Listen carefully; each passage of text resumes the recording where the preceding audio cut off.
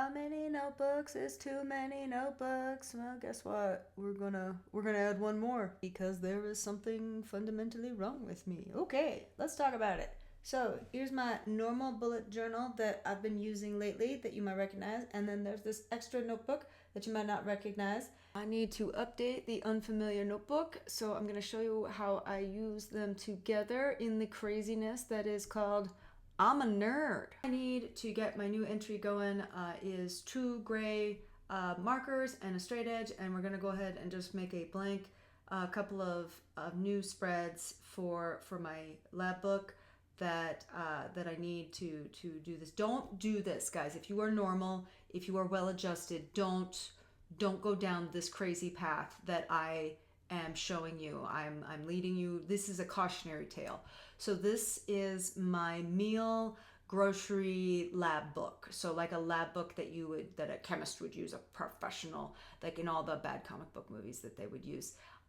This is the kind of lab book that they would use, but I'm using it in the kitchen to track to track the relationship between my eating habits, my grocery habits, and my spending habits. So how much money do I spend per meal when I eat at home, and how I'm using the groceries, and proving to myself how much, not only how much I'm spending on groceries, but how much I'm using. Don't do this. Don't go down this line of crazy, guys. Okay, so we're setting up our lab book for our data plan, and so each of these pages, each of these entries is an ingredient. Oh my goodness. Don't do this, guys. Don't do this. So we need a couple spaces to keep track of the information that we are looking for when we make an entry. So we want the item name, obviously. We want to know which item we're talking about. We want to know what date we bought it on and what date it no longer was in our kitchen, whether it rotted and we had to throw it out, or we used it up. Hopefully we used it up, because that's always money better spent. So we need those two dates. Then we are going to keep track of every time we use it. And then we also need some more information. We're going to need to keep track of some more information. Any descriptors, like where we bought it, how much was in the amount that we bought, any determining factors about when we bought it or where we bought it. Did we use a coupon? Things like that. How much did we spend for the total item, and how much quantity were we supposed to get from the quantity item? So like, a lot of packages will tell you like how many servings they say are in a package, and we're just looking to see, well, how many servings did we get out of it?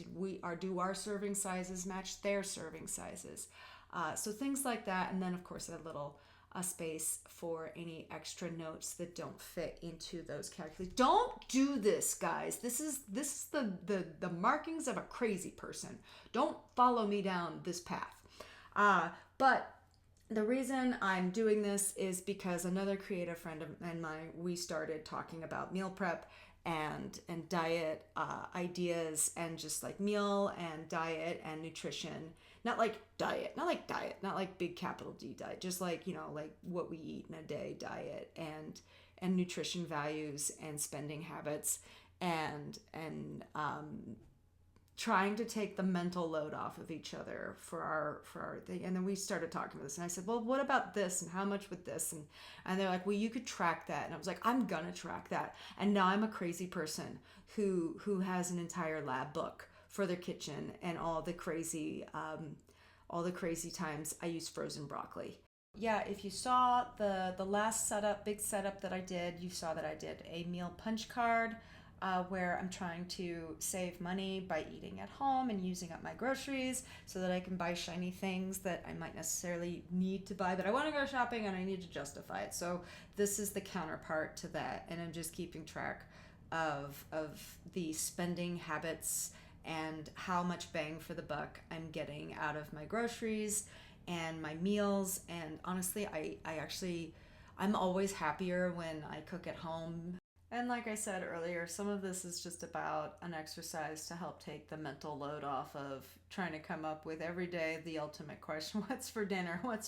What's for dinner? And so this does a couple things. Is number one, it helps me record what I did do, which makes it easier to go back and go just do that again. It helps me keep track of what's in the pantry without standing in front of things and having the whole like shelf blindness where you're so used to seeing what's in front of you that you somehow can't see what's in front of you, and just like, oh well, like I still have these, I still have this, and like let's go through that and let's do something with that, and like, well, I need this, it was bought this time. And like we date things when we put them in the freezer, when we put them in the refrigerator, when we open them, we do date them. And I'm a responsible adult. I swear I'm not, guys. I'm a crazy person who's making a logbook for their kitchen. And I'm no. But like when you do date the thing, but it's also important to just be like have like a little reference that you can do that. And someone in the comments is going to be like, my refrigerator does that for me. Like there's an app for that you can just use. And like, I don't know what to tell you. You're not as crazy as me. I don't like, you're right, that technology exists. I've made a logbook because I'm insane. I don't know what to tell you.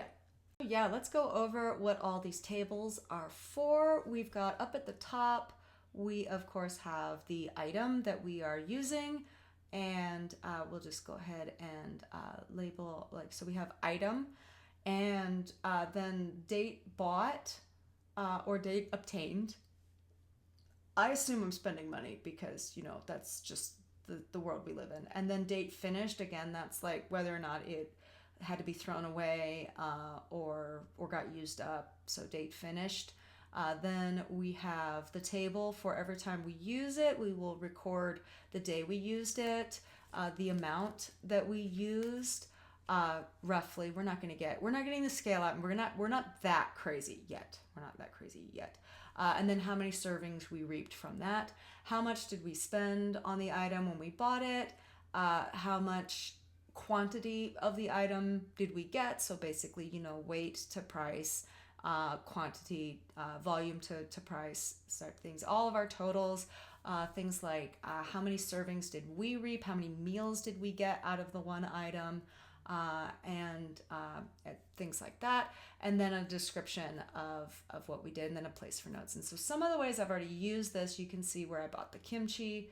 Like, let's go ahead. I like to number, just so I know how many things I have. So you can see, like, I got the kimchi. I bought it on June 27th. I've used it once so far. I spent that much. Like, you can see the potatoes. I spent that much. I got this many. I've used it this many times. And I can't fill in how many servings I got from the thing until the meal is done, until either the dish is thrown out or consumed completely. So like here on the broccoli, I need to fill that in. I used 1 cup of broccoli on this day, and I need to see how many servings of broccoli do I count that as. That's about 2 servings, so I'm just going to drop that down. Then of course on the other side of the entry, we have this blank page, and I'm saving that to keep track of the meals that are prepared. And I'm not really sure what that looks like right now. I think as I use this book, that'll come more into fruition of how best to serve. So right now it's just been little post-it notes of keeping track of not only like what the meal was, but what else I used, so that I can cross-reference. And then how that correlates over here into the regular notebook, the got our receipts. The non-crazy person notebook is every time I cook at home, every meal that I don't spend money on, I get a little fill in the square. And that is saving me a lot more money than I'm ready to prepare to come to terms with. So there you go, Boo Buddies, the little behind the scenes of how your favorite Anya is losing their mind. And if this didn't scare you, I'll see you in the next one.